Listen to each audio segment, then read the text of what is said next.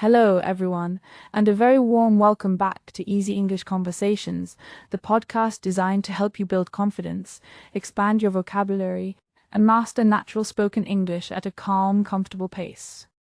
Hi, everyone. We are absolutely thrilled that you are joining us today, whether you are listening while taking a relaxing walk in the park, commuting to work on the train, or sipping a warm cup of coffee at home. Today, we are going to explore a topic that almost every single English student in the world asks us about at some point in their journey. Why can I understand English so easily when I read or listen, but feel completely paralyzed when I try to speak? It is such a common and deeply frustrating experience. You spend months or even years practicing your listening skills, watching YouTube videos, listening to podcasts, and reading books, feeling like you are making wonderful progress. And then, the moment someone turns to you in real life and asks a simple question in English, your mind freezes completely, your throat feels dry, and you cannot pull a single full sentence together. If you have ever felt that sudden surge of panic, please know right now that there is absolutely nothing wrong with your intelligence, and you are definitely not bad at learning languages. In fact, this exact challenge is a completely normal, natural stage of language development that almost every fluent speaker had to pass through on their way to fluency. Today, Mia and I want to share our own personal stories of going through this exact same struggle when we were learning foreign languages, explain the science behind why it happens, and give you actionable step-by-step solutions to fix it. Ryan, why don't you start by sharing your experience when you lived in Spain? I know you spent months dealing with this exact barrier in Madrid. Oh, absolutely. A few years ago, I packed my bags and moved to Madrid for 6 months, fully believing that my Spanish was ready for real-world, everyday conversations. Back home in the United States, I had spent almost a full year preparing for the trip by listening to Spanish-language podcasts every single morning during my daily commute. I watched Spanish movies with native subtitles every evening, read online news articles, and scored very high marks on vocabulary apps on my phone. So by the time you stepped off the airplane in Spain, you felt completely confident that you would be able to communicate naturally with the locals. I felt like a champion. When I listened to the flight attendants on the plane or read the signs at the airport, I understood at least 80% of everything around me. My brain translated the incoming words without any effort, and I thought to myself, wow, learning Spanish was actually way easier than everyone said it would be. And then came your very first real-life interaction outside the airport environment, right? Right on my very first morning, I walked down the street to a charming little neighborhood bakery to order breakfast. I stood in line watching the baker chat warmly with customers, listening to the clinking coffee cups, feeling totally ready. When it was finally my turn, the baker looked at me with a warm smile and asked a very basic question about what I wanted to order. And that was the exact second that your confidence vanished into thin air. It was terrifying. My heart started pounding in my chest, my face turned red, and my mind suddenly went entirely blank, like a computer screen that just lost power. I knew all the individual words for coffee, milk, sugar, croissant, and please, but I could not organize them into a simple, natural sentence to save my life. So what did you end up doing in that moment of intense pressure? Instead of speaking in the fluent Spanish I had practiced in my head, I just pointed at a croissant behind the glass, held up one finger, and whispered, "Coffee, please," in basic English. I walked back out onto the street carrying my breakfast, feeling completely defeated, embarrassed, and questioning if I would ever actually learn to speak. That feeling of disappointment is so heavy, but it is something almost every language student goes through. I had a remarkably similar experience when I moved to France to study at a language institute in Paris. I had studied French grammar textbooks for 6 whole years in school, spending countless evenings doing grammar exercises, memorizing verb tables, and translating long texts. So on paper, you were essentially an advanced student who knew all the formal rules of the language inside and out. On paper, I was top of my class. I could easily pass written grammar tests with 95% accuracy. But during my first week in Paris, my elderly neighbor met me in the apartment hallway and made a pleasant remark about the sunny weather outside. Instead of replying naturally, my brain instantly triggered a complex internal search process. I started checking conjugate forms, tense choices, and gender agreements for every single noun before saying anything. You were trying to construct a flawless piece of literature in your head before allowing a single sound to escape your lips. Exactly. By the time I had built what I thought was a perfect sentence in my head, 10 full seconds of uncomfortable silence had passed. My neighbor gave me a strange, polite look, nodded awkwardly, and went back into her apartment before I even had the chance to open my mouth. That illustrates the exact core of the problem so brilliantly. Why is it that our brains can process incoming language so effortlessly, yet struggle so intensely to produce outgoing speech? To understand why this happens, we have to look at the huge difference between passive vocabulary and active vocabulary. Your passive vocabulary consists of all the words and expressions you recognize when you hear or read them. Because the context is provided for you by the speaker or writer, your brain only has to perform a simple recognition task. It is like listening to a famous song on the radio. When the song plays, you easily recognize every word and hum along with the melody. Right. But if someone asks you to stand up on a stage in front of a crowd and sing that exact same song from memory without any music, it becomes 10 times harder. Because active vocabulary requires spontaneous recall. Your brain has to search through thousands of stored words, select the correct ones, arrange them using grammar patterns, and coordinate the physical muscles in your mouth to speak. And it has to do all of that within milliseconds during a fast-moving conversation. If you only practice listening and reading, you are constantly strengthening your passive recognition muscles while leaving your active production muscles completely untrained. It is exactly like watching someone ride a bicycle every day for a year. You understand the mechanics, the balance, and the steering completely.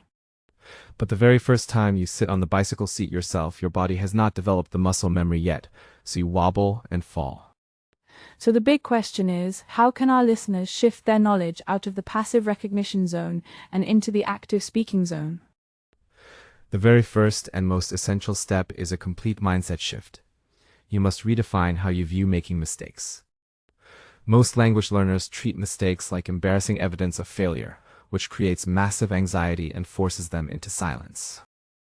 When in reality, making mistakes out loud is the single most effective way your brain learns and corrects language patterns. Think about how native English speakers communicate in daily life. We drop words, use informal grammar, hesitate, and rephrase our thoughts mid-sentence all the time.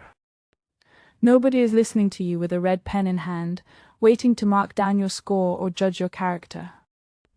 When you focus on communication rather than perfection, a massive weight lifts off your shoulders instantly. If you say, "Yesterday I go to store," every single native speaker in the world will understand your point perfectly without a second thought. Now let us move on to practical physical habits that you can start practicing at home starting today, without needing a native partner present. Our absolute top recommendation for beginners is the daily practice of self-narration, talking out loud to yourself when you are completely alone. I know it sounds funny or odd when you first hear about it, but self-narration is one of the most powerful habits used by professional translators and polyglots. When you are preparing breakfast, cleaning your house, or walking around your room, describe your actions out loud in basic, simple English. For instance, as you walk into the kitchen, say, "I am opening the cupboard. I need a clean glass. Now I am pouring cold water into the glass." By doing this, you force your brain to build direct neural connections between your physical reality and English words, skipping your native language entirely. And the absolute best part of self-narration is that there is zero risk.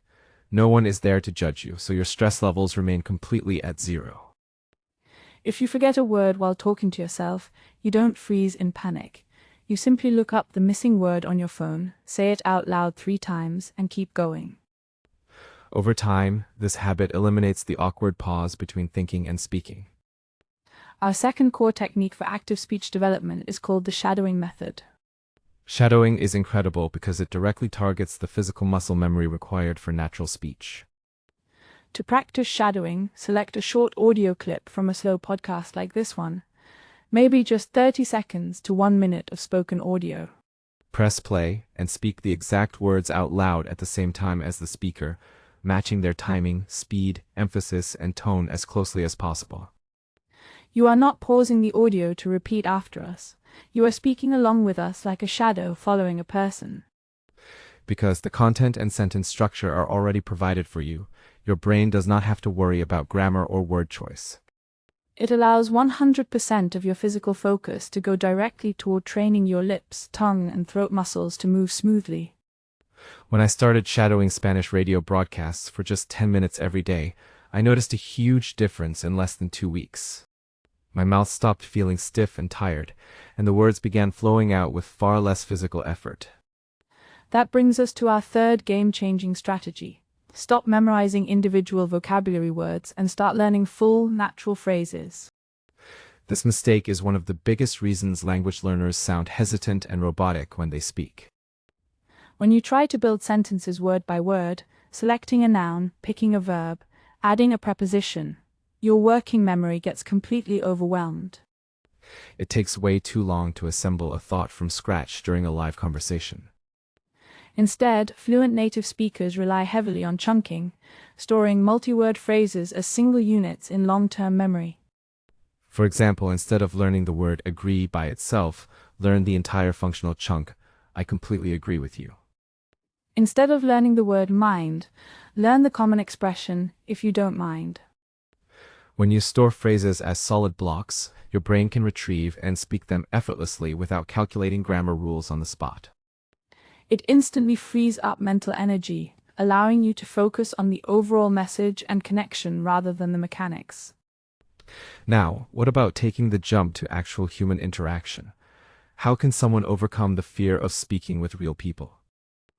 Our best advice is to start with low-pressure micro-conversations rather than jumping into long, stressful interactions. You don't need to sign up for a 90-minute language exchange or give an official presentation right away. Try sending 30-second voice notes to a language partner on messaging apps instead of placing live phone calls. Voice notes are brilliant because you have time to think about what you want to say, draft your thoughts, record and re-record if you aren't happy with the result.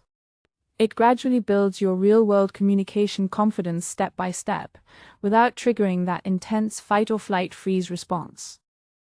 Remember that consistency will always beat intensity when it comes to developing spoken fluency. Practicing active speaking for 10 minutes every day creates vastly stronger neural pathways than studying for 4 hours straight once a month. Your brain requires small, regular daily signals to realize that spoken English is an active daily life skill rather than just passive academic information. Let us quickly summarize the key strategies we covered today so you can put them into practice right after this episode. Number 1. Shift your mindset. View mistakes as useful feedback and proof of growth, never as failure. Number 2. Practice self-narration. Talk out loud to yourself during your daily routines at home. Number 3. Use the shadowing technique to build physical muscle memory in your tongue, lips, and vocal cords. Number 4. Learn entire functional phrases and sentence chunks instead of isolated vocabulary words. And number 5. Start small with low-pressure voice messages or micro-conversations to steadily build real-world confidence. You already have so much knowledge inside your head, and with a little daily active practice, your speaking skills will catch up faster than you think. Thank you so much for joining us for another episode of Easy English Conversations. We appreciate your time and dedication to learning.